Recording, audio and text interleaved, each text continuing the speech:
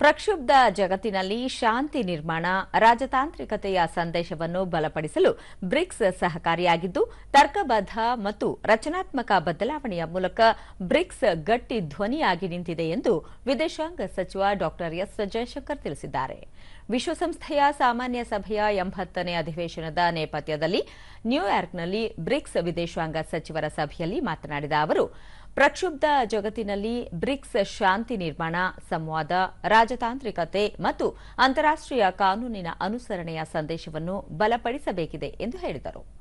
ವಿಶ್ವಸಂಸ್ಥೆಯ ಪ್ರಮುಖ ಅಂಗಗಳ, ವಿಶೇಷವಾಗಿ ವಿಶ್ವಸಂಸ್ಥೆಯ ಭದ್ರತಾ ಮಂಡಳಿಯ ಸಮಗ್ರ ಸುಧಾರಣೆಗಾಗಿ ಬ್ರಿಕ್ಸ್ ತನ್ನ ಸಾಮೂಹಿಕ ಕಾರ್ಯವನ್ನು ಹೆಚ್ಚಿಸಬೇಕು ಎಂದು ಹೇಳಿದರು.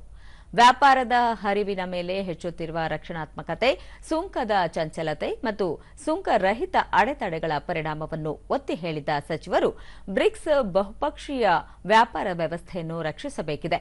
ತಂತ್ರಜ್ಞಾನ ಮತ್ತು ನಾವೀನ್ಯತೆ ಬ್ರಿಕ್ಸ್ ಸಹಕಾರದ ಮುಂದಿನ ಹಂತವನ್ನು ವ್ಯಾಖ್ಯಾನಿಸುತ್ತದೆ ಎಂದು ತಿಳಿಸಿದರು. ಭಾರತದ ಅಧ್ಯಕ್ಷತೆಯ ಬ್ರಿಕ್ಸ್ ಆಹಾರ ಮತ್ತು ಇಂಧನ ಭದ್ರತೆ, ಹವಾಮಾನ ಬದಲಾವಣೆ ಮತ್ತು ಡಿಜಿಟಲ್ ರೂಪಾಂತರ, ಸ್ಟಾರ್ಟ್ಅಪ್ಗಳು, ನಾವೀನ್ಯತೆ ಮತ್ತು ಬಲವರ್ಧಿತ ಅಭಿವೃದ್ಧಿ ಪಾಲುದಾರಿಕೆಗಳ ಮೂಲಕ ಸುಸ್ಥಿರ ಅಭಿವೃದ್ಧಿಯ ಮೇಲೆ ಕೇಂದ್ರೀಕರಿಸುತ್ತದೆ ಎಂದು ಅವರು ಹೇಳಿದರು.